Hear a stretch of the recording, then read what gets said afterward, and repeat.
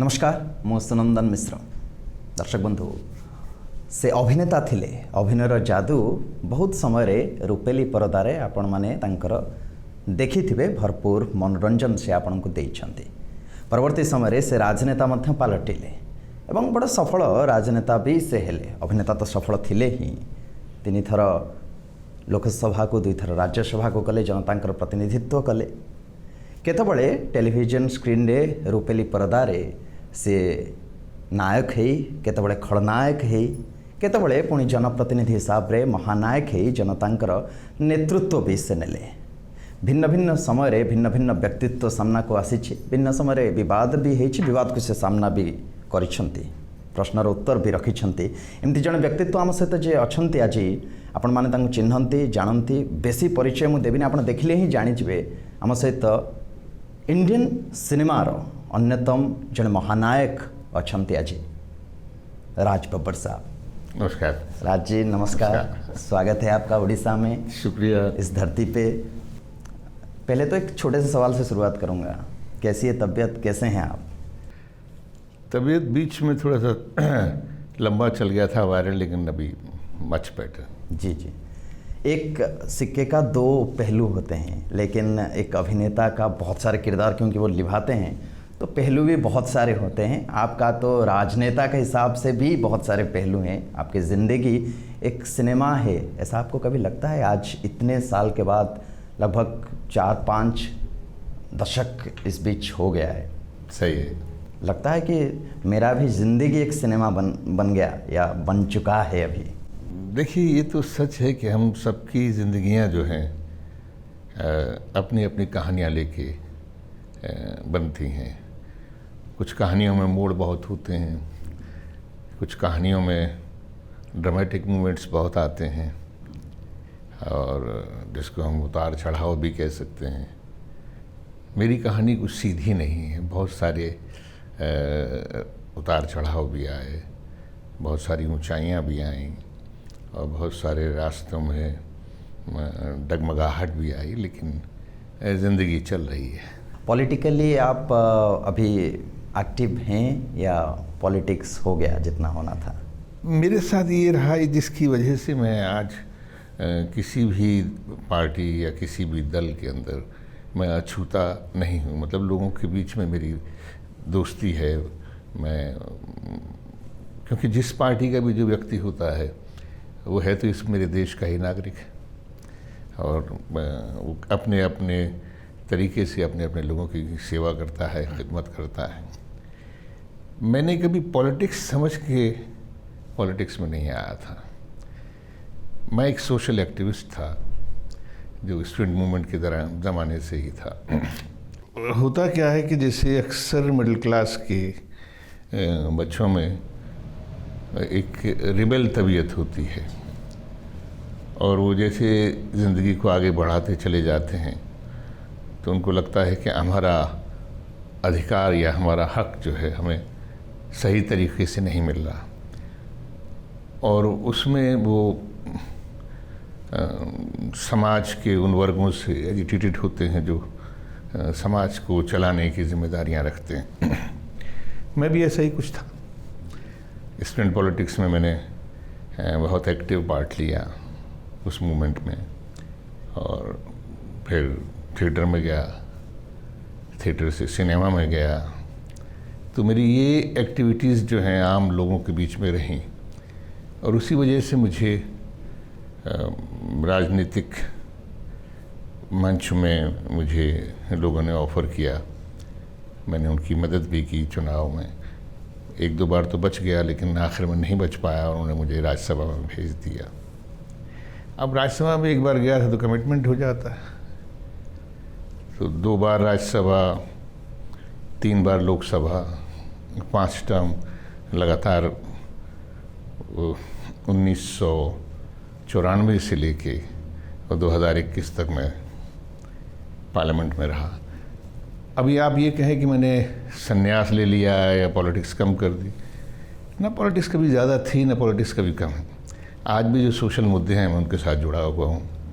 वो बात दूसरी है कि मेरे पास वो बड़ा प्लेटफॉर्म नहीं है, लेकिन अपने तरीके से मैं अपनी बात कहता हूँ। और जो भी जिनकी बात, जिस वर्ग की बात कहनी होती उस वर्ग की बात भी कहता हूँ।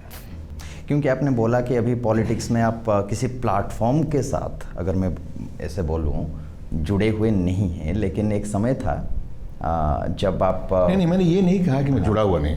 मैं कांग्रेस का सदस्य हूँ आज की तारीख। हाँ, मैं कांग्रेस का सदस्य हूँ, लेकिन एज एक्टिव जरा कहते हैं ना कि मैं जुड़ा हुआ नहीं हूँ। मतलब मैं ये नहीं है कि मैं कोई एक्टिव पोस्ट संभाले हुआ हूँ, लेकिन मैं एक सदस्य हूँ, उन वैल्यूज़ के साथ में हूँ।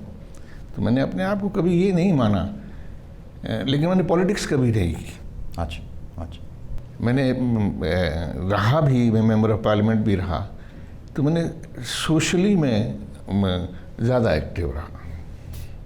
तो एक ज़माना था जब कांग्रेस को आपने उठाया था यूपी में, प्रदेश कांग्रेस कमेटी के अध्यक्ष के नाते।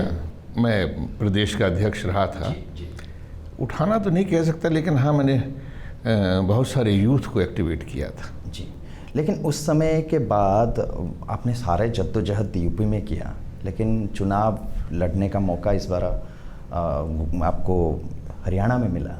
ऐसा क्यों? आपके फैंस भी, प्रशंसक, समर्थक भी जानना चाहेंगे।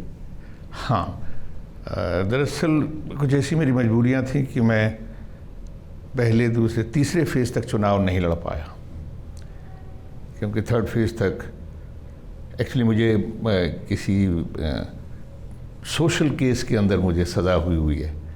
तो वो उसके लिए अपील के लिए मैं गया हुआ था, अपील नहीं सुनवाई हो रही थी, तो फिर मुझे उसके लिए ज़मानत लेनी थी। जब ज़मानत लेनी है तो उनके एक प्रोसेस होता है। तो मेरा पहला फेज़, दूसरा फेज़, तीसरा फेज़ निकल गया। तो मेरे दोस्तों ने कहा कि यार चुनाव लड़ो। मैंने कहा नहीं, मैं चुनाव नहीं लड़ूंगा। तो फिर मुझे पार्टी ने जब कहा कि नहीं, हरियाणा से चुनाव लड़ो, मेरे लिए बिल्कुल नई कॉन्स्टिट्यूंसी थी, और मैंने वहाँ गया लोगों के बीच में, और मैं बहुत ही शुक्रगुजार हूँ कि मुझे वहाँ की जनता ने 7.5 लाख वोट दिया, और जो अपने आप में बहुत ज़्यादा था, और इतने कम मार्जिन से वहाँ के कैंडिडेट कभी नहीं जीतते थे। वो इस बार बहुत ही कम मार्जिन से चुनाव जीते। चलिए आते हैं हम उड़ीसा। आप जिस वजह से आए हैं, बहुत ही एक नेक और एक ख़ास वजह है। उन दिनों का थोड़ा याद हम करते हैं। 80 के अराउंड था। 80 में तो रिलीज़ हुई थी फिल्म। हाँ, तो भीगी पलकें थी। भीगी पलकें। राइटर डायरेक्टर थे शिशिर मिश्रा जी, और आपके धर्मपत्नी भी उस समय उस सिनेमा में भी थे। तो वो ज़माना, वो शिशिर मिश्रा जी के साथ आपका जो संबंध, ताल्लुकात, वहाँ से फिर आपका एक सफ़र शुरू हुआ, एक नया सफ़र ज़िंदगी का।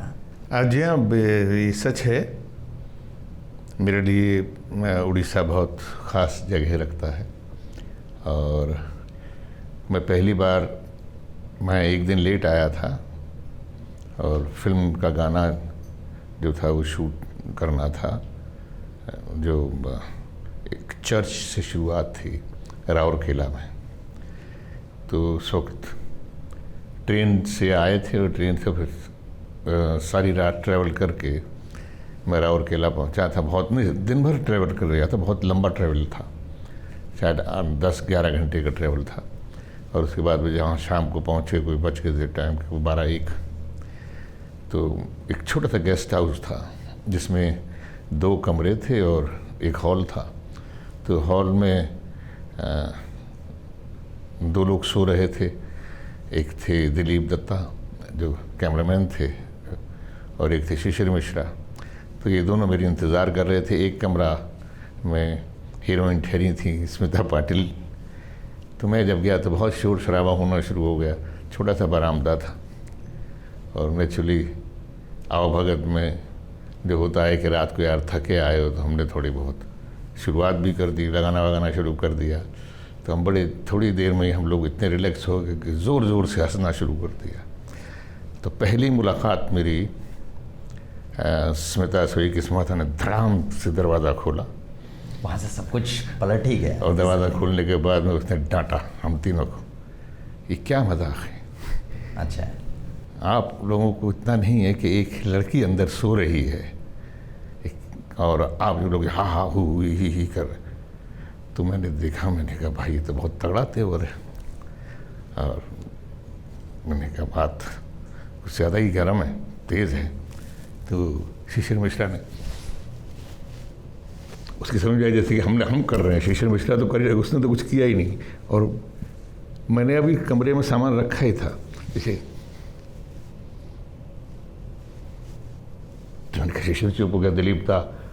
तो मैंने देखा दिलीप था, बोले कि जी सॉरी, बस अभी हम, बोले अभी का क्या मतलब है जी। तो हम लोग आए, तो मैंने शिशिर से कहा, मैंने कहा अच्छा भाई। सुबह मेकअप करके हम पहुँचे तो ओल्ड मेकअप था और गाने के बोल थे। इसकी रिकॉर्डिंग में जब गया था तो देखा बड़ा अच्छा वाक़या था कि इस गाने को गाने के बाद में किशोरदा बाहर आके बैठ गए थे अपने कमरे। अक्सर उनका ये होता था, गाना शुरू नहीं करते थे जब तक उनकी पेमेंट नहीं आती थी। तो उनका सेक्रेटरी बोलता था मतलब खराश ठीक कर दीजिए, गाना ठीक है चले, तो गाना गाते थे। उन्होंने इस गाने को पढ़ा, एक रिहर्सल करने के बाद में उन्होंने गाना गा दिया और गाना गा के बाहर आके बैठ गए। एक छोटा सा सोफा होता था, तो मैं गया हुआ था, पहला गाने की रिकॉर्डिंग थी। तो मैं जब गया तो देखा कि दादा अपनी आंखें पकड़े हुए हैं। तो मैं लेट पहुंचा था, तो मैंने जाके गाना वाना सुना मैं, तो उनकी क्या हुआ दादा? तो दादा की आंखों में आंसू थे और गाना था जब तक मैंने समझा जीवन क्या है, जीवन बीत गया। अंदर सुन के आया था तो मैं ओवरवेल्म था उस गाने। तो बाहर आके उनकी तारीफ करना चाहता, लेकिन he was sitting like this. वो किरदार ईश्वर आचार्य, हाँ, किरदार आप अभी उड़ीसा में हैं, तो उड़ीसा आते हैं तो वो एक ब्राह्मण बॉय जिसने उस समय पे वो स्क्रीन पे रेबल था, वो किरदार याद आ जाता है ईश्वर आचार्य। ईश्वर आचार्य देखिए हम लोगों की ज़िंदगी में बहुत है। ईश्वर आचार्य को नया नहीं, बड़ा नॉर्मल सा शख्स है। ईश्वर आचार्य हमें हर जगह मिलता है और आजकल ज़्यादा मिलता है। वो चाहता भी है कि उसकी बीवी काम करे, वो चाहता है कि बड़ी कोशिश करता है कि वो घर संभाले, लेकिन जब घर नहीं चलता तो उसको मजबूरी में उसको पत्नी को काम के लिए भेजना। पहले तो थोड़े दिन तक हो, लेकिन उसके बाद उसके अंदर शक की सुइयाँ घूमना शुरू हो जाते हैं और वो उसकी एक्सट्रीम है जिसमें वो घर उजड़ जाता है भीगी पलकें। जबकि दोनों एक दूसरे को बहुत चाहते हैं, कोई ऐसा नहीं था। वो कहानी अपने आप में वक्त से पहले थी और बहुत अच्छी कहानी बनी थी। अच्छा, दो चीज़ मैं आपसे पूछना चाहूँगा। मैंने आपके जितने भी सिनेमा देखा है, लगभग सारे ही देखा है, एक दो अगर छूट गए होंगे, लेकिन उसमें आपने नायक के हिसाब से क्या खूब एक्टिंग किया और खलनायक के हिसाब से तो डरा भी देते थे।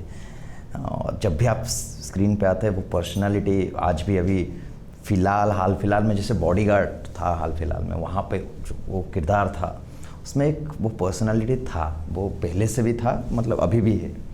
लेकिन एक चीज़ कि आजकल के जो सिनेमा में, जो शिशिर मिश्रा जैसे सिनेमा बनाते थे, उसमें परिवार, संसार, हमारे समाज, पारिवारिक था वो चीज़ें। आजकल वैसे बहुत कम सिनेमा देखने को मिलता है जो कि पारिवारिक हो। जैसे उड़िया में भी बहुत सारे सिनेमा जो उन्होंने बनाए हैं, उस नाम में भी संसार था।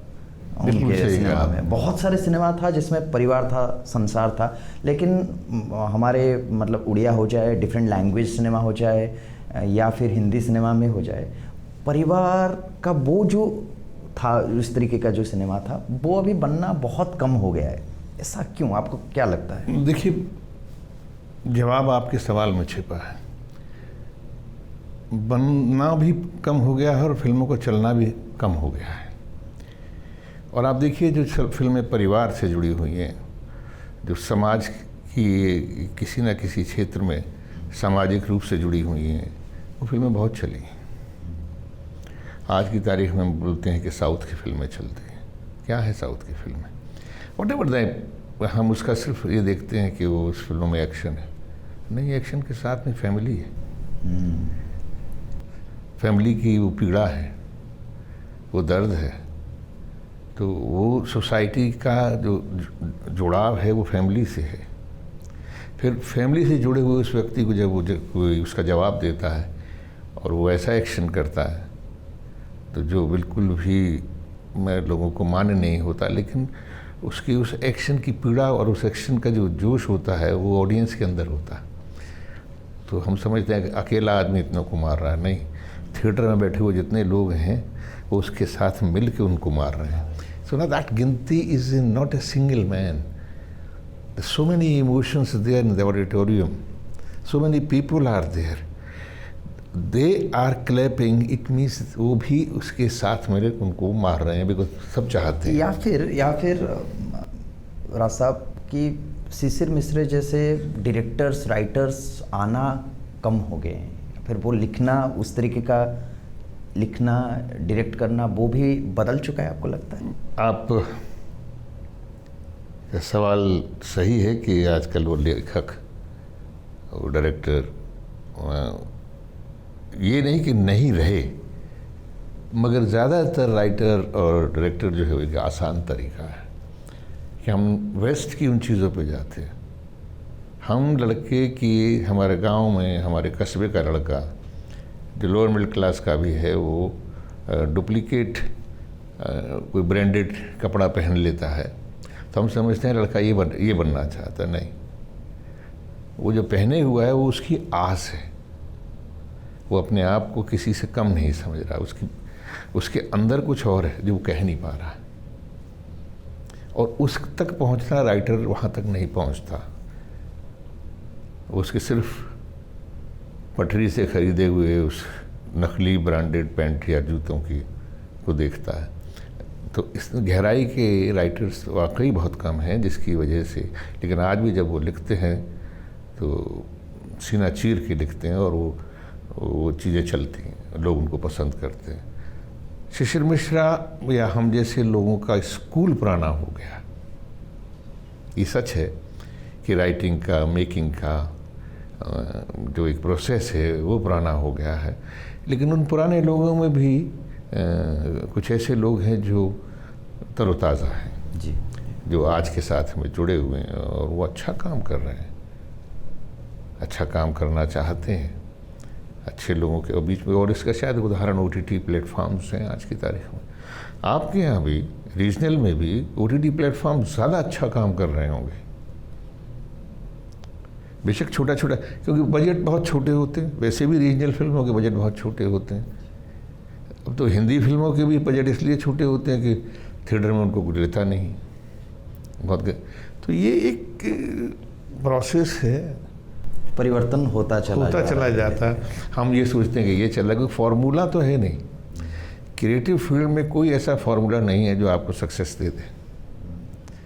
जैसे ही शब्द आता है क्रिएटिविटी, तो आपकी बात और मेरी बात जो है वो अलग अलग हो सकती है, लेकिन हमारे जो किसी भी चीज़ को मैंने आपने यहाँ तक कोई अचीवमेंट की है तो ज़रूरी नहीं है कि मैं यहाँ तक अचीवमेंट कर लूँ तो उसका सक्सेसफुल हो जाऊँगा, नहीं हो सकता।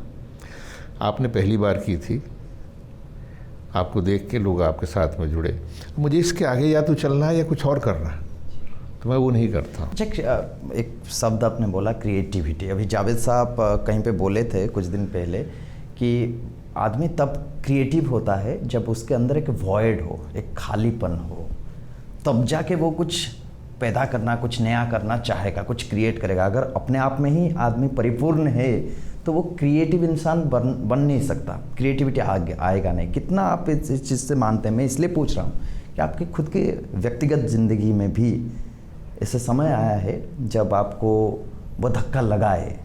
स्मिता जी की बात मैं कर रहा हूँ, तो वो वॉइड था, इस वजह से आप स्ट्रॉन्ग बने, इमोशनली हो, एक एक्टर के तौर पे हो आगे चल के, वो ज़रूरी था। देखिए, जीवन में ये तमाम चीज़ें जो होती हैं उसको हम खालीपन कह लें। जैसे मैंने आपसे शुरू में ही कहा जब आपने मेरे बारे में इंट्रोडक्शन दिया, ये सच है कि ज़िंदगी में बहुत सारे उतार चढ़ाव आते हैं। ये सच है कि हम जब चल रहे होते हैं तो कांटा भी चुभता है और रास्ता ख़राब होता है आगे तो, और जो है बहुत दर्द भी होता है, लेकिन उसका इलाज तो ये नहीं है ना कि वहीं बैठ के पैर काट लो। आपको कोई ना कोई उसका इलाज ढूंढना पड़ता है, उसको बांधना पड़ता है, उसको करने के बाद उसमें ठीक करने के लिए क्या करना है, उसकी सफाई करके, उसको साफ़ करके, उसको ज़ख्म को भरना पड़ता है। और उस ज़ख्म को क्यों भरते हैं कि नहीं यार, मुझे ज़िंदगी में चलना है, मैं इस लंगड़े पाँव के साथ में नहीं चल सकता, इस ज़ख्म के साथ में नहीं चल सकता। तो दैट इज़ वाई वो चीज़ आपको कुछ करने के लिए आमादा करती है, जिसको आप अब कोई डॉक्टर नहीं, पैसे नहीं, कुछ नहीं, तो आप ढूंढते हैं। किसी ने कहा है था वो पत्ते ले आइए, उस पत्ते को घिस के लगा लीजिए, आपका जख्म ठीक हो जाए। वो समय सबसे टफ था आपके पूरे जीवन काल के अंदर जब स्मिता जी गुजरे? देखिए, जीवन की जब और जिस तरीके से जो बाद में जाके जो चीज़ें आई, जिस तरीके से वो हुआ, देखिए बहुत सारी बातें ऐसी होती है और कोई भी दो आदमियों के रिश्ते को तीसरा आदमी नहीं जान सकता। जहाँ तक हर आदमी के, आपके घर वालों के, मेरे घर वालों, हमारे रिश्ते हो सकते हैं, लेकिन हम फिर भी वहाँ भी अकेले हम व्यक्ति हैं। आपके अपने इमोशन से, मेरे अपने इमोशन से आप कुछ चीज़ मेरे साथ शेयर करते हैं, हो सकता है कि 2% 5% नहीं करते हो, क्योंकि वो एक हार्मोनी के लिए ज़रूरी होता है। हर चीज़ को शेयर करने से ज़रूरी नहीं है कि जिसमें हार्मोनी में फ़र्क पड़े, जिसमें रिश्तों की में खटास आए, तो पर वो चीज़ें दो लोगों के बीच में होती हैं, हर किसी के साथ नहीं होती। तो मेरे बिकॉज मेरी धुरी वही थी और उसकी धुरी मैं था, तो उसके जाने के बाद तकलीफ़ तो वाकई थी, क्यों ना तकलीफ़ हो, तकलीफ़ तो थी। उसको झुठलाना होगा ये कहना कि नहीं था, कोई बात नहीं, ज़िंदगी चल के नहीं, ऐसा नहीं था, ज़िंदगी चलानी पड़ी और चली।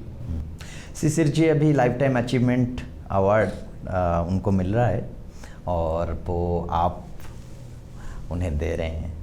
ये मौका शायद डेस्टाइन था आपको लगता है? और शिशिर जी क्योंकि इतने सारे मूवी किया है, हम द्रोणाचार्य बोलते हैं उड़िया सिनेमा में उनको, इसमें कोई दो राय नहीं कि शिशिर बहुत अच्छे डायरेक्टर है। मैं तबीयत मेरी ठीक नहीं थी, पहले तो मैंने मना कर दिया था, लेकिन मेरे दिल के कहीं अंदर गुदगुदी थी कि यार शिशिर मिश्रा, एक तो वैसे मुझसे सीनियर है, मुझे बड़ा अजीब लग रहा था कि मैं उसको अवार्ड दे रहा हूँ, क्योंकि मैं बहुत इज्जत करता हूँ, दिल से इज्जत करता हूँ शिशिर की। शिशिर के साथ मजाक भी करते थे, हमारा दोस्त भी है, हमारा सीनियर भी है और गुणी व्यक्ति है। तो पहले तो ये था यार क्या मतलब, मैंने कि मैं क्या अच्छा लगेगा, मैं उसको अवार्ड दूंगा। फिर मुझे लगा कि नहीं, मेरी ज़िंदगी की शुरुआत भी एक बहुत ऐसी, शिशिर उसका एक साक्षी है, तो अगर मैं उसको अवार्ड दे रहा हूँ तो मेरी सारी घटनाएं, वो राउरकेला से लेके वो कटक का बीच, समंदर का बीच, वो कोणार्क का टेम्पल, वो तमाम चीज़ें मुझे, वो जगन्नाथ जी का टेम्पल, पुरी का टेम्पल अभी भी दिमाग में वो सारी चीज़ें, वहाँ स्मिता का पतले पतली डंडे दो खरीदना, हमारा कोई परिचय नहीं, तो हमारे झगड़े कर रहे हैं हम एक दूसरे से, लेकिन 2 डंडे खरीद के लाना, एक मुझे देना और हम लोगों का अंदर जाके पूजा करना, पंडित जी ने दोनों को समझना कि हम पति पत्नी हैं, पूजा कराना और हम खामोशी से पूजा करवा रहे हैं। Sir these are the moment थे जो मैं शायद बड़ा अजीब लगता है, तो मुझे वो सारी चीज़ें याद आई। और मुझे जब हमारा एक दोस्त है जिसने भी पिक्चर बनाई है यहाँ, मेरे साथ कैमरामैन था प्रताप राउत, जिसने रंग सुर करके कोई फिल्म बनाई है, तो वो मेरे बहुत पीछे था कि नहीं सर आपको आना चाहिए इसमें, शिशिर जी हैं उनके लिए आना चाहिए। मैंने कहा यार मुझे मैसेज आया था, किसी ने थे, सीनियर थे कोई, शायद सतपति जी का, लेकिन मैंने उनसे उस वक्त वाकई मेरी जनरली तबीयत ख़राब थी, तो मैंने उनसे कहा भाई मेरी तबीयत ठीक नहीं है, मैं 1.5 हफ्ता पहले की बात थी, तो मैंने कहा बताऊँगा कि थोड़ा आप लेटर, तो उसके बाद मेरे को उनसे कॉन्टैक्ट नहीं हुआ, मैं भी भूल गया था। लेकिन प्रताप तो मुझे कह रहे, तो मुझे बड़ा अजीब सा लग रहा है कि यार मैं शिशिर के लिए इस फंक्शन में कैसे मना करूं जी, और आप मना कर भी नहीं पाए, आप नहीं आए, आप पहुंचे यहाँ। बिल्कुल मैं एक आखिरी सवाल आपसे सारे लोग जानना चाहेंगे कि बड़े पर्दे पे जो आपकी तस्वीर हम हमेशा से देखते आए हैं डिफरेंट किरदार में, वो ऐसे सफ़र चलता रहेगा? आगे कुछ प्रोजेक्ट्स हैं जिसमें हम राज बब्बर साहब को देखेंगे? मैं कर रहा हूँ, फिल्मों में काम करता रहता हूँ और साल में एक आध फिल्म कर लेता हूँ। लेकिन ये बिल्कुल सच है, अब कोई मुझसे पूछे कैसा रोल, तो वो नहीं कह सकता, लेकिन हाँ मैं एक अच्छा रोल करना चाहता हूँ। अच्छा, ये मेरे अंदर ख्वाहिश। राज बब्बर साहब एक अच्छा रोल, आप यकीन मानिए, ये लगता है सामने लोगों को कि यार इतना कुछ तो कर लिया, नहीं हमसे पूछो, हमें लगता है कि यार क्या करना है, लेकिन करना है, नहीं मालूम।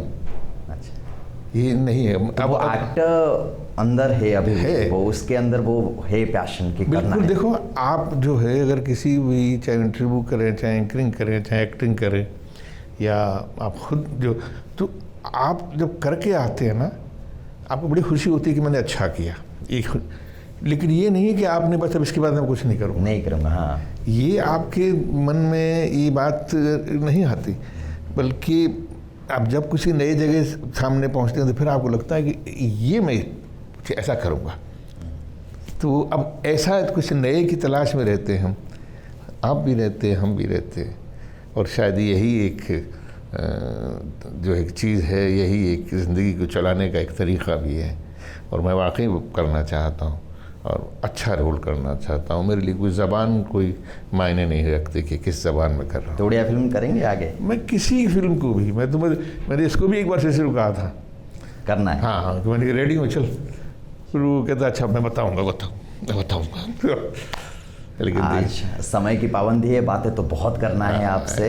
बहुत शुक्रिया आपने हमसे बात किया। दर्शक बंधु, एक जड़े मनीष केते कहानी एवं जीवन गोटे सिनेमा कहले भूल हबन, जो कथा कहूली जे पूरा जीवन जितेबाला आम पछकू जाई देखिबा ताहाले गोटे सिनेमा ठारू भी आहुरी लंबा समय ये कहानी चलिबो। एवं जीवन में जमते कहले बब्बर साहब की उतार चढ़ाव तो आसे, किंतु आगको बढ़ापी पड़े। तम सहित आज आलोचना करथिले, आमे कथा होथिले सुप्रसिद्ध अभिनेता राज बब्बर सहित। विदा दियंतु, नमस्कार।